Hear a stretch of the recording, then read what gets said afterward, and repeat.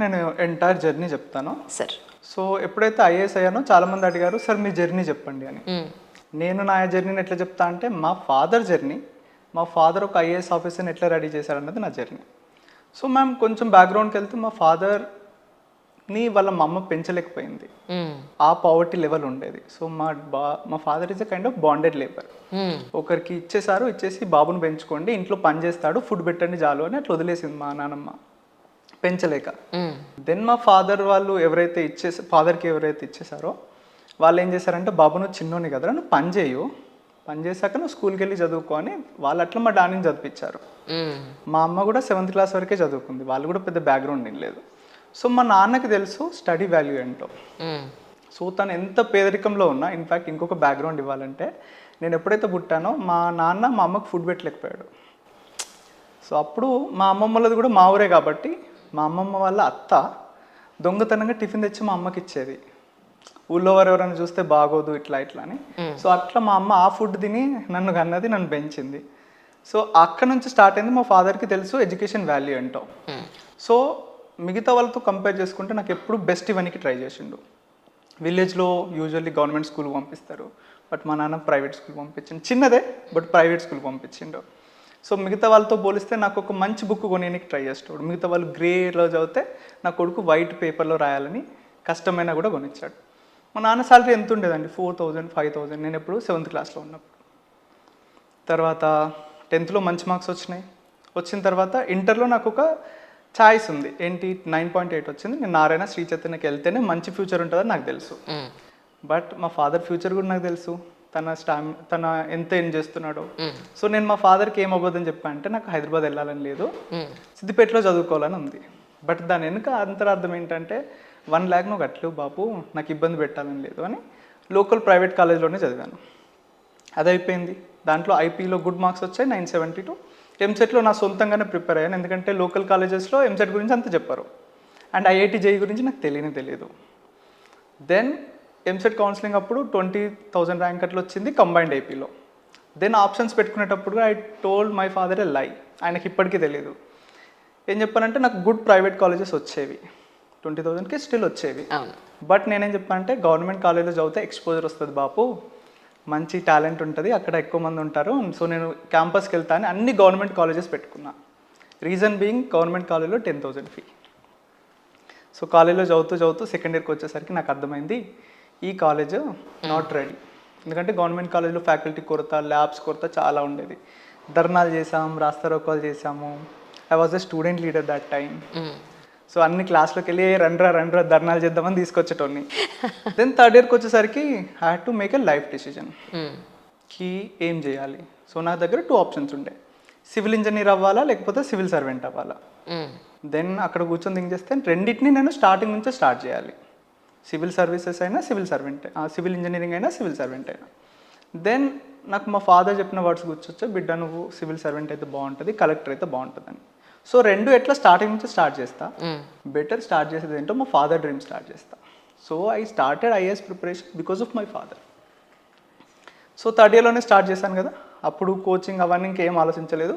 యూట్యూబ్లోనే ఒక సెమిస్టర్ మొత్తం నేను ఇదే పని చేశాను. యూట్యూబ్లో స్ట్రాటజీస్ చూడడము, యూట్యూబ్లో ప్రీవియస్ ఇయర్ క్వశ్చన్స్ అనాలిసిస్ చూడడము, ఎగ్జామినేషన్ పర్స్పెక్టివ్స్ అన్నీ చూడడము.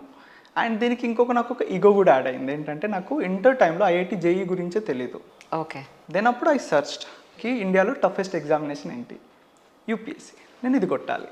సో అట్లా అవన్నీ అక్యుములేట్ అయిపోయి నేను సివిల్ సర్వీసెస్ సైడ్ వచ్చాను. సో థర్డ్ ఇయర్లో ఫోర్త్ ఇయర్లో నేను కాలేజ్లోనే చదవడం స్టార్ట్ చేశాను. చాలా మిస్టేక్ చేశాను, ఎందుకంటే సెల్ఫ్ ప్రిపరేషన్ కదా, everything is trial and error. నేను ఒక బుక్ మొత్తం చదివాను, నోట్స్ చేశాను, దెన్ అర్థమైంది ఆ బుక్కే చదవకూడదని. 8 months చదివాను నా బుక్ని, మూడు నోట్ బుక్స్ రాశాను. అబ్బా. బట్ ఇట్స్ ఫైన్, ఎందుకంటే ఆ మిస్టేక్స్ ఏవైతే చేశానో అది నన్ను బిల్డ్ చేసుకుంటూ వచ్చినాయి. ఇప్పుడు నాకు తెలుసు ఏ బుక్ ఎట్లా చదవాలి, ఏం చేయాలి అని. సో అట్లా ప్రిపరేషన్ స్టార్ట్ చేసినప్పుడు కాలేజ్ అయిపోయింది, ఇంటికి వచ్చేసా. ఇంటికి వచ్చాక కూడా నాకు 2 ఆప్షన్స్ ఉంటాయి, ఏంటి, బయటికి వెళ్ళి హైదరాబాద్ వచ్చేసి ప్రిపేర్ అవ్వు, లేకపోతే ఇంట్లో కూర్చొని ప్రిపేర్ అవ్వు. I choose home.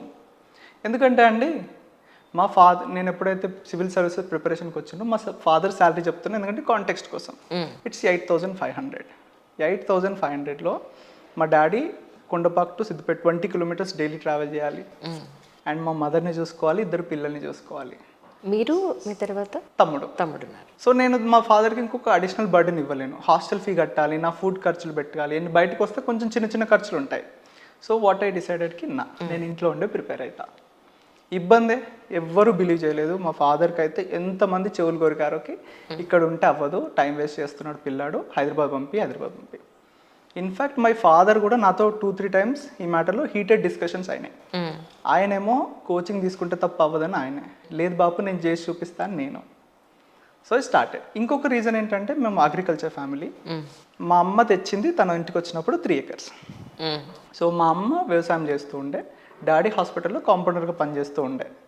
సో ఆయన తెచ్చిందేమో మంత్లీ ఖర్చులు వాడేటోళ్ళం, అమ్మ తెచ్చిందేమో లాంగ్ టర్మ్ ఇన్వెస్ట్మెంట్ కోసం వాడేటోళ్ళం. సో అప్పుడు నేను పెద్దగా అయ్యాను కదా, నేను మా తమ్ముడు డిసైడెడ్కి అమ్మ నాన్న పెద్దోళ్ళు అవుతున్నారు, వాళ్ళు పని చేయలేరు, let them stay at home, మన ఇద్దరం పని చేద్దాం. సో మా తమ్ముడు అక్కడ నాకు సపోర్ట్ చేశాడు. అన్న నేను పని చేస్తా, ఎక్కడైతే టఫ్ వర్క్ ఉంటుందో అప్పుడు నువ్వు నా దగ్గర రా, ఎక్కడైతే రొటీన్ వర్క్స్ ఉంటాయో నేను చేసుకొని వస్తా అని నేను మా తమ్ముడు we had a discussion. So అప్పుడు మా అమ్మకి మా నాన్నకి చెప్పేసి, అమ్మ నువ్వు ఇంటి దగ్గర ఉండి మాకు వండి పెట్టి చాలు, డాడీ నువ్వు హాస్పిటల్ పోయి చూసుకో, వ్యవసాయం సంగతి మేము ఇద్దరం చూసుకుంటాం. సో మేము వరేసాం, ఎప్పుడైతే ఆ టఫ్ వర్క్ ఉంటుందో ఆ టఫ్ వర్క్ అప్పుడు నేను వెళ్ళేటోని. అండ్ ఇంకొకటి ఏంటంటే క్వైట్ ఎమోషనల్, వ్యవసాయం పనిలో నారు వేసేయడం ఉంటుందండి. నారు పీకేసి కట్టలు కట్టి డిస్ట్రిబ్యూట్ చేయాలి. So one of the toughest work. Usually 500-600కి కూలీలు వస్తారు, బట్ సంహవ్ మాకు వచ్చేసరికి 800-900 అడుగుతుండే. సో అది వేయాలంటే ఒక 800-900 పెట్టుకోవాలి. But 800-900 is a huge thing, ఎందుకంటే మై ఫాదర్ సాలరీ 8,500. సో 800-900 ఎక్కడి నుంచి తెస్తాము? So what my and my brother డిసైడెడ్కి మనమే చేద్దాం ఇద్దరే. సో లిటరల్లీ మా తమ్ముడేమో నారేసడము, మసాలాలు తీసుకొచ్చడం వాడు చేసేటోడు. నేను పొద్దున 8కి వెళ్తే మా బురదలో దిగినంటే చేతులు కాళ్ళు అన్నీ కోసుకుపోయినా కూడా I use to work. And ఆ తట్ట నెత్తిలో పెట్టుకొని వెళ్తుంటే మస్తు ఏడుపు వచ్చేది. బట్ ఒక థాట్ ఏంటంటే 800 సేవ్ చేయాలి అని. అండ్ మనం చేస్తే మంచిగా చేసుకుంటామని. సో అట్లాంటి టైంలో ఇంకా నాకు ఫైర్ వచ్చేది లోపల నుంచి, నేను 800 కోసం ఇంత కష్టపడుతున్నా కదా, at one point of time నేను అగ్రికల్చర్ సెక్టర్ అంతా డామినేట్ చేసేలాగా ఒక సివిల్ సర్వెంట్ అవ్వాలి అని. Excellent. So it continued. First attempt, second attempt, third attempt, అది హోప్ఫుల్లీ మనం దాంట్లో డిస్కస్ చేద్దాం. But this is my background.